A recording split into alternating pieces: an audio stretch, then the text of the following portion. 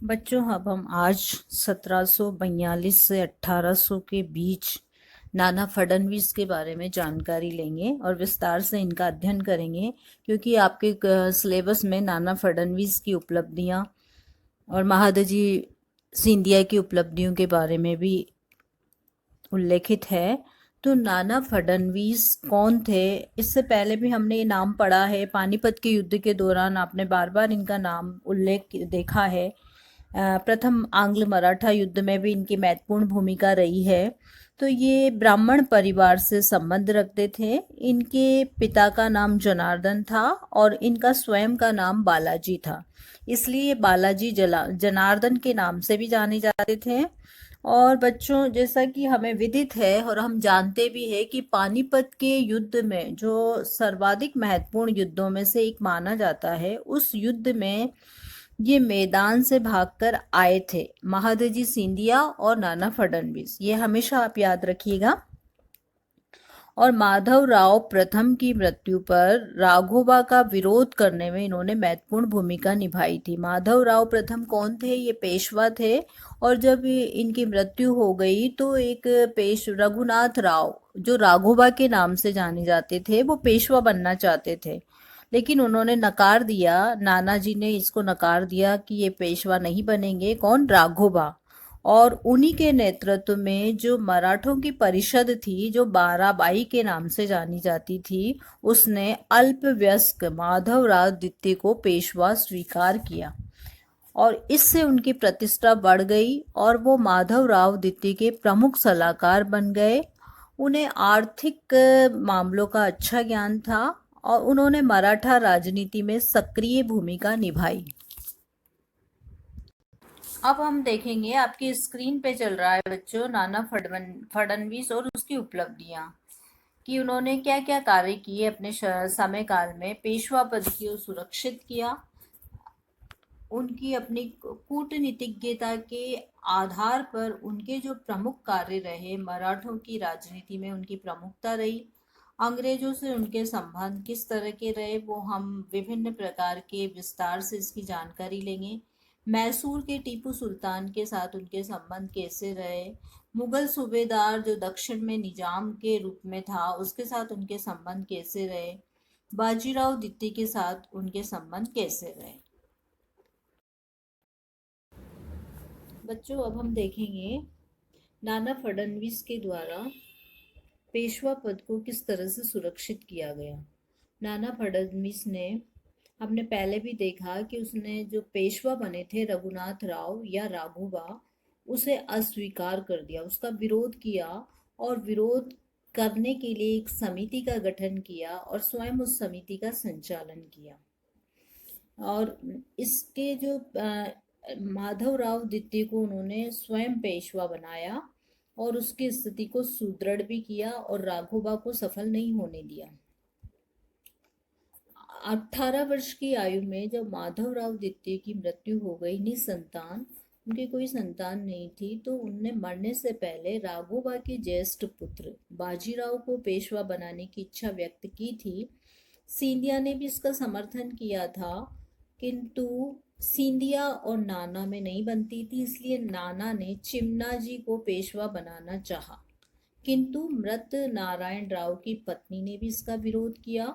इस पर नाना ने बाजीराव से यह आश्वासन ले लिया कि वो पेशवा तो बना देंगे, लेकिन नाना को मुख्यमंत्री बनाए रखेंगे। अतएव नाना ने बाजीराव को पेशवा बनाया और स्वयं उसका जो है मुख्यमंत्री बन के रहा। यद्यपि अनेक बार बाजीराव द्वितीय और उसके बीच मतभेद भी हुए, पेशवा ने उन्हें बंदी भी बना लिया, लेकिन वे मृत्यु तक पेशवा के समर्थक बने रहे। अब हम देखेंगे बच्चों, मराठों की राजनीति में प्रमुखता कि नाना फडणवीस की कूटनीतिज्ञता किस तरह की थी। तो उन्होंने मराठों की राजनीति में किस प्रकार से प्रमुखता हासिल की। हमने ये देख ही लिया कि उन्होंने राघोबा को पेशवा नहीं बनने दिया और पूना दरबार में वो एक प्रभावशाली व्यक्ति के रूप में रहे। सालबाई की संधि के कारण उनमें और सिंधिया में मतभेद हो गए थे। इसके बाद सिंधिया ने उत्तर भारत में अपने प्रभाव को बढ़ाया। नाना पूना में ही सक्रिय रहे। सिंधिया के विरोध के बावजूद भी उन्होंने पूना में एक अंग्रेज राजदूत मालेट को रखा। वो 10 वर्ष तक पूना में रहा। इस तरह से उन्होंने मराठा राजनीति में अपनी प्रमुखता दर्शाई। फिर हम देखते हैं कि अंग्रेजों से उन्होंने किस तरह से संबंध रखा। वो इस बात को जानते थे कि मराठों के साथ संबंध सुदृढ़ करने तथा वहां पर अंग्रेजों के महत्व और सम्मान को बढ़ाने में सफलता प्राप्त की। इससे ज्ञात होता है कि नाना ने अपनी स्वार्थ सिद्धि के लिए अंग्रेजों को वो सुविधाएं प्रदान की। अब हम देखेंगे मैसूर के साथ उनके संबंध। प्रथम आंग्ल मराठा युद्ध में नाना ने हैदर अली व निजाम के साथ एक त्रिगुट का निर्माण किया। यद्यपि ये त्रिगुट सफल नहीं हुआ, परंतु अंग्रेजों में आशंका पैदा हो गई। सालबाई की संधि के बाद टीपू अपने राज्य के विस्तार में लग गया। नाना ने इसका विरोध किया। उसने होलकर व भोसले की सहायता से एक मराठा सेना टीपू के विरुद्ध भेजी। परास्त होकर टीपू ने मराठों को 45 लाख रुपए दिए और बादामी, नारगुंद और अन्य विजित प्रदेश लौटा दिए। इसके बाद टीपू और मराठों में मैत्री स्थापित नहीं हो सकी। इस तरह उन्होंने टीपू का विरोध किया और विजित प्रदेशों को प्राप्त किया। फिर बच्चों हम देखेंगे निजाम के साथ संबंध। निजाम कौन था? ये दक्षिण में मुगल सूबेदार था। प्रथम आंग्ल मराठा युद्ध जब हुआ था तो नाना फडणवीस ने निजाम से संधि की थी और उसे अपनी ओर मिलाया था, किंतु निजाम ने मराठों का साथ नहीं दिया। कुछ समय तक नाना उसके विरुद्ध कार्रवाई नहीं कर सका क्योंकि वो मराठों के अंतर्कलह में व्यस्त था। लेकिन जब महादजी सिंधिया की मृत्यु हो गई तो उसे अवसर मिला।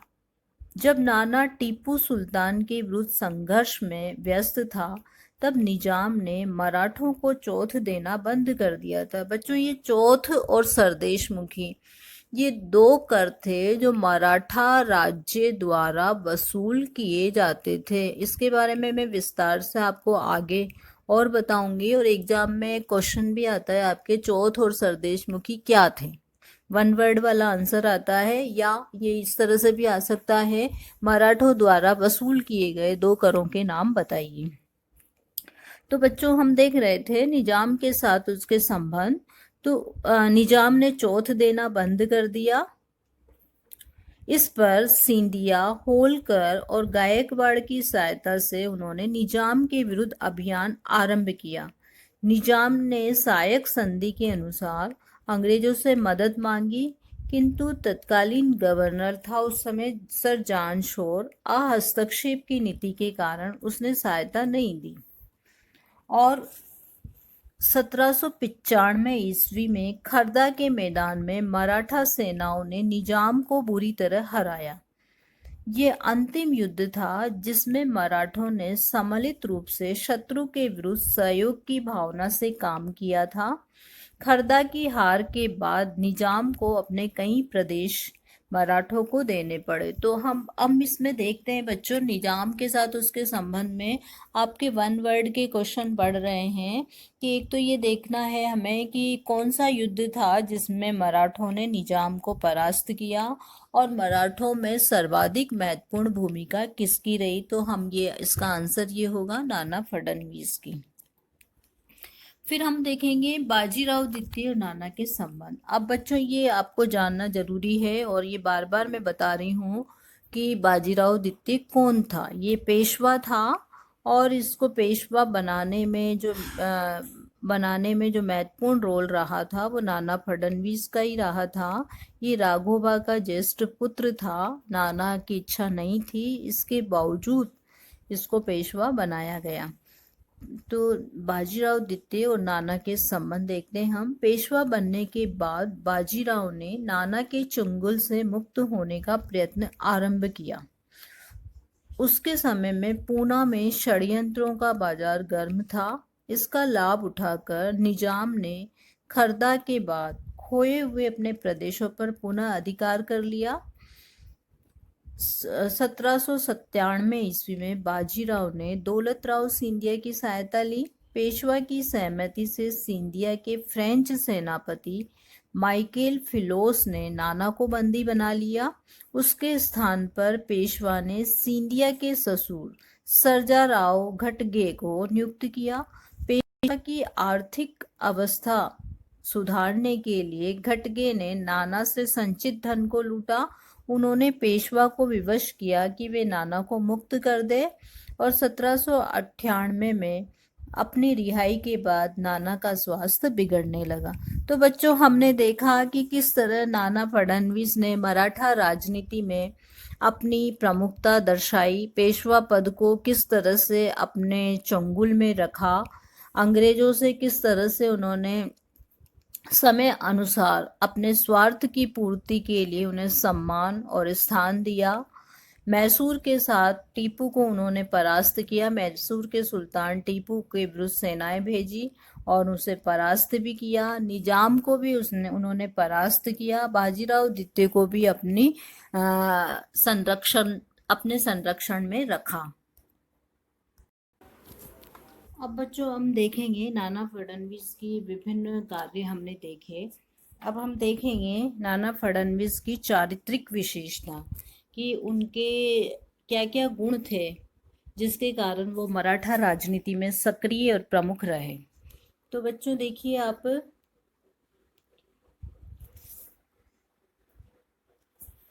कुशल प्रशासक थे। बच्चों, अब हम देखेंगे नाना फडणवीस की चारित्रिक विशेषताएं। तो नाना फडणवीस में कौन कौन सी विशेषताएं थी? कुशल अर्थ विशेषज्ञ थे, परिश्रमी तथा गंभीर थे,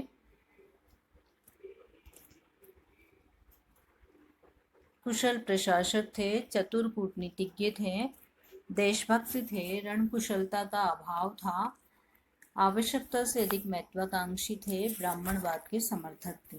तो सबसे पहले हम देखते हैं कुशल अर्थ विशेषज्ञ। हमने पहले भी पढ़ा कि इन्हें आर्थिक मामलों की विशेष योग्यता थी। ये कुशल अर्थशास्त्री थे। इस कारण पूना की राजनीति में उनका उत्कर्ष हुआ था। प्रत्येक कार्य का रिकॉर्ड रखने में दक्ष थे। दूसरा हम देखेंगे परिश्रमी और गंभीर। कमजोर शरीर का होने के बाद भी वो अत्यंत परिश्रमी थे, गंभीर व्यक्ति थे। वह कम बोलते थे और अपने रहस्यों को गुप्त रखने में विश्वास रखते थे। कुशल प्रशासक और चतुर कूटनीतिज्ञ। कुशल प्रशासक थे, वास्तविक स्थिति को परखने की उनमें क्षमता थी। कठोर प्रशासक होने के कारण उनके कई शत्रु भी हो गए थे। चतुर कूटनीतिज्ञ, वो एक चतुर कूटनीतिज्ञ थे। प्रथम मराठा युद्ध के समय उन्होंने त्रिगुट का निर्माण किया था। निजाम के साथ मिलके, टीपू के साथ मिलके और मराठा तीनों ने मिलके एक त्रिगुट का निर्माण किया था। इसमें अन्य मराठा सरदारों की सहायता से निजाम को परास्त किया था 1795 में। इससे पहले भी होलकर और भोसले की सहायता से उन्होंने टीपू को हराया था। देशभक्ति का जोश उनमें कूट कूट कर भरा था। वो एक देशभक्त थे। मराठा राज्य के हित के लिए अपना सर्वस्व न्यौछावर कर सकते थे। रणकुशलता का अभाव, उनमें रणकुशलता का अभाव था, इसीलिए उन्होंने पानीपत के युद्ध में विशेष भाग नहीं लिया और कहा जाता है कि वो मैदान से ही चले आए थे युद्ध के दौरान ही। फिर हम देखते हैं आवश्यकता से अधिक महत्वाकांक्षी। वो धन के साथ साथ सत्ता को भी पुजारी थे। इसके लिए वो कुछ भी कर सकते थे। बाजीराव ने प्रधानमंत्री बनाए रखने का आश्वासन पाकर ही उन्होंने बाजीराव को पेशवा बनाया था। महादजी सिंधिया का भी विरोध उन्होंने इसलिए किया था। उत्तरी भारत में महादजी के लौटने पर नाना उनके विरुद्ध षड्यंत्र रचता था। इससे मराठा संघ को हानि पहुंची थी। ब्राह्मणवाद के समर्थक